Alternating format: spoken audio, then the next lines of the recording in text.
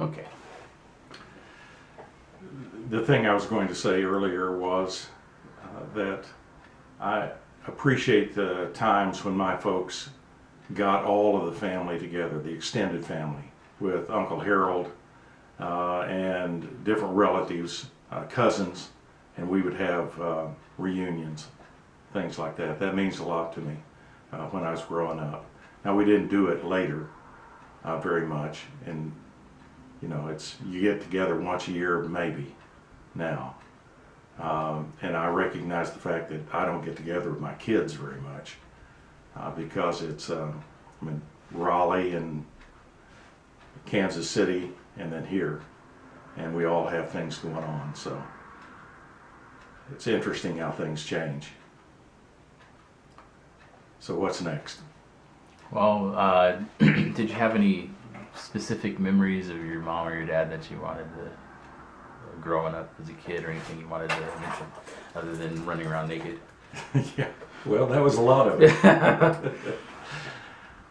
I appreciate the fact that my folks taught us all about Christ, about being sincere, true Christians, that the values that they held were and Mom still holds the values of sincere faith, that it isn't just a religion or just something that you've inherited from somebody else or you have in name only as a denomination, that it was and is still a sincere faith.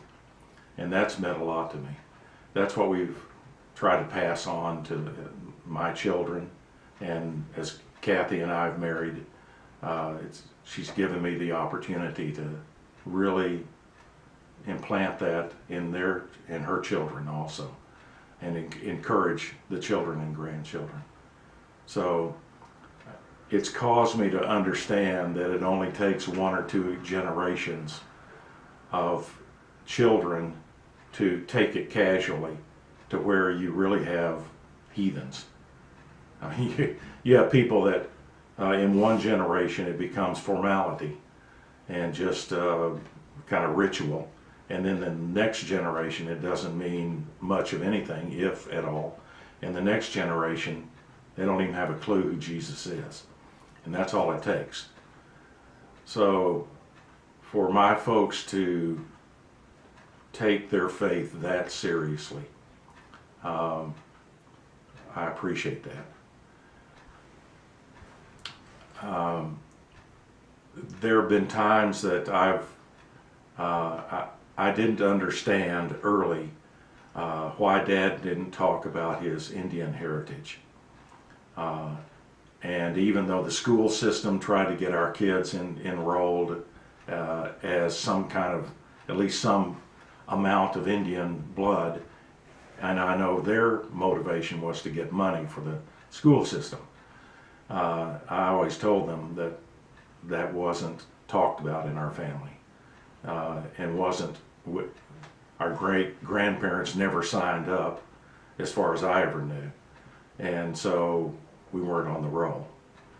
And I took some time out while we were living in North Carolina and went over to Cherokee, which is a small town in North Carolina, and just to try to trace some of my roots and see if early on the Trail of Tears, coming from North Carolina to Oklahoma, if I could discover some of that.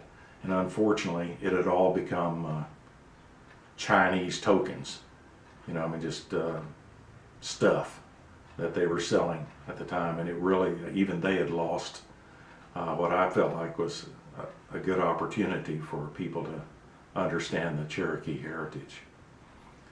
Of course, living in Oklahoma, any Indian cultures are there's some renaissance of trying to understand where your heritage comes from. And I know there's got to be some good qualities that we've gained from that. I appreciate, I didn't appreciate Dad's sermons early, as much as I do now, and what I remember of what he taught, and just remembering the fact that he was a musician first and had that love for the Lord, and had that expression in his heart of singing, and we did a lot of that as a family together, and so that's impacted my life. But even in his sermons, music had a part of that, in his understanding of music, and his love for study of the Lord. So I'm not sure I was as happy as a child being raised with what I thought was pretty strict, especially in LA. And so there were a lot of times that I was pretty rebellious over that fact. But in looking back on it, it didn't take long into my mid-20s when I really understood what they were trying to do. I'd like to say that I appreciate the one time that Dad and I were at a spiritual growth retreat there in Southern California at a church. And I remember the two of us just sitting down in a break, and he talked to me for the first time that I recall as an adult. And that was impactful to me. And I told him that later. Of course, he didn't remember it because it wasn't as big a deal for him. But for me, it was huge. Just the fact that he treated me as an adult and spoke to me and actually asked an opinion. And I've tried to learn from that and do that with my sons and daughter.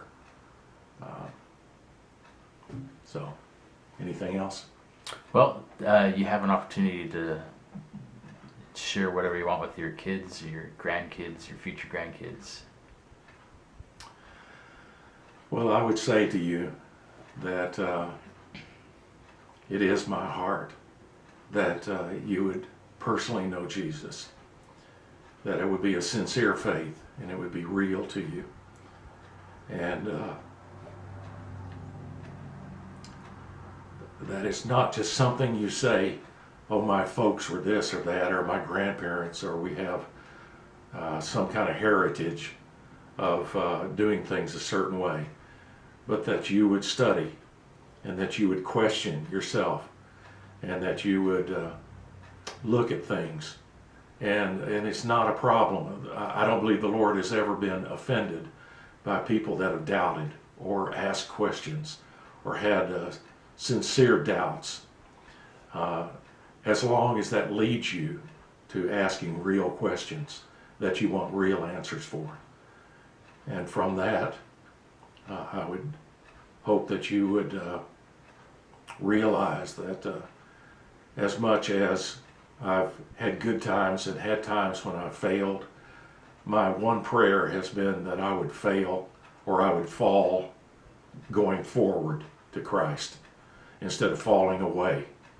That my heart would at least be sincere about the fact that I wanted to be walking toward Christ when I stumbled, and that I've never been perfect or even attained to be perfect, but I've tried to be real and to be honest with my feelings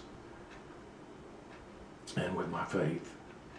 And so that's what I pray for you more than anything. I want to say on the video that I just talked to Leanne yesterday, and she told me that Beth Ann had just accepted Christ. And so at times when our grandchildren come to a sincere faith and they know what they're doing and they recognize that need in their life for the Lord, that's what makes it worth it. Thank you, Randy. Anything else? No.